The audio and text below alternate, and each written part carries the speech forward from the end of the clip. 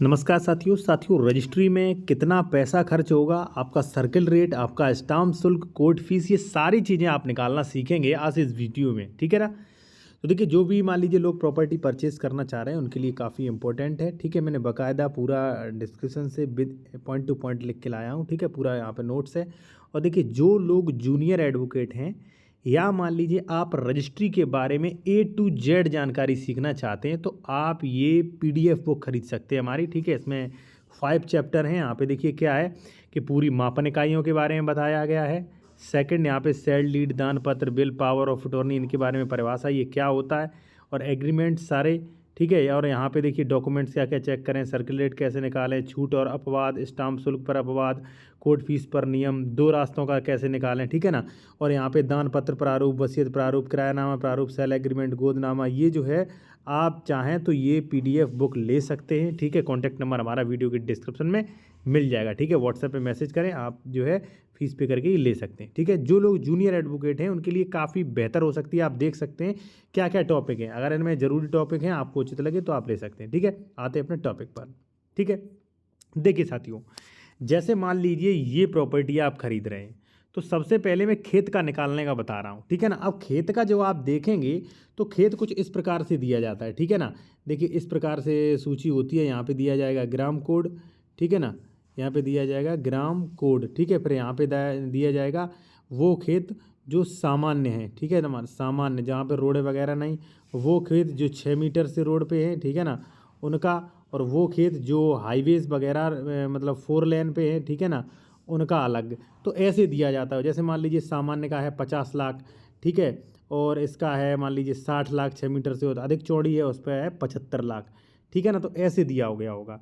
और ये दिया गया होगा 1 हेक्टेयर का, पूरा 1 हेक्टेयर का दिया गया होगा। ठीक है, अब मान लीजिए आप कम ज़मीन खरीद रहे हैं, मान लीजिए अब 81 ईयर खरीद रहे हैं आप, ओनली 81, तो उसमें क्या करोगे, पहले आपने सर्किल रेट देखा, आपने देखा कि हमारे यहाँ 4 लेन पे हमारी ज़मीन है 75 लाख रुपए बीघा है। ठीक है ना, 75 लाख रुपए बीघा नहीं, मतलब 75 लाख रुपए प्रति हेक्टेयर है। तो देखिए नियम क्या लागू होंगे वो आप समझ लीजिए।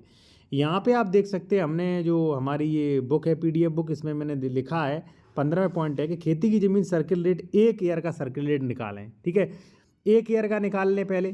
ठीक है, जैसे हेक्टेयर रेट सूची में दिया होता है, इसके बाद 1 ईयर का रेट पता करना होता है। यहाँ पे प्रति हेक्टेयर में दिया होता है। यहाँ पे जो मैंने आपको बताया था, यहाँ पे प्रति हेक्टेयर में दिया होता है। अभी मैं आपको देखिए वो दिखा, देखिए रेट लिस्ट कुछ इस प्रकार की होती है। ठीक है ना। अब देखिए यहाँ पे जो है वो दिया गया है, क्या दिया गया है।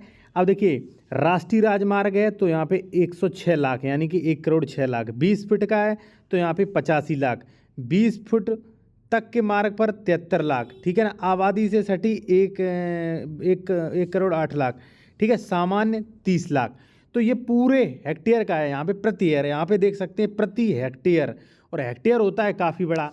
तो अब आप कितना खरीद रहे हो, एक का निकालना। जैसे मान लीजिए हमारा 75 का है। ठीक है, मान लीजिए हमारा जो है वो 20 फीट के मार्ग पे है और हमारा 75 लाख चल रहा है, तो 75 लाख का कैसे निकालोगे वो आप समझ लीजिए। ठीक है, अब हमने यहाँ पे देखिए एक का निकालना है। ठीक है ना, तो एक का निकालने के लिए सबसे पहले जो था 75 लाख में हमें भाग दे देना है 1000 का। जब 1000 का भाग दोगे तो निकल के आ जाएगा 7500, यानी कि 1 एयर ज़मीन जो है हमारी 7500 की ये गई। ठीक है ना। अब आपको कितना एयर ज़मीन खरीदना है, तो 7500 मल्टीप्लाई बाई मान लीजिए 10 एयर खरीदना है, तो यहाँ पे वो जो हो गया वह आपका 75,000 हो गया।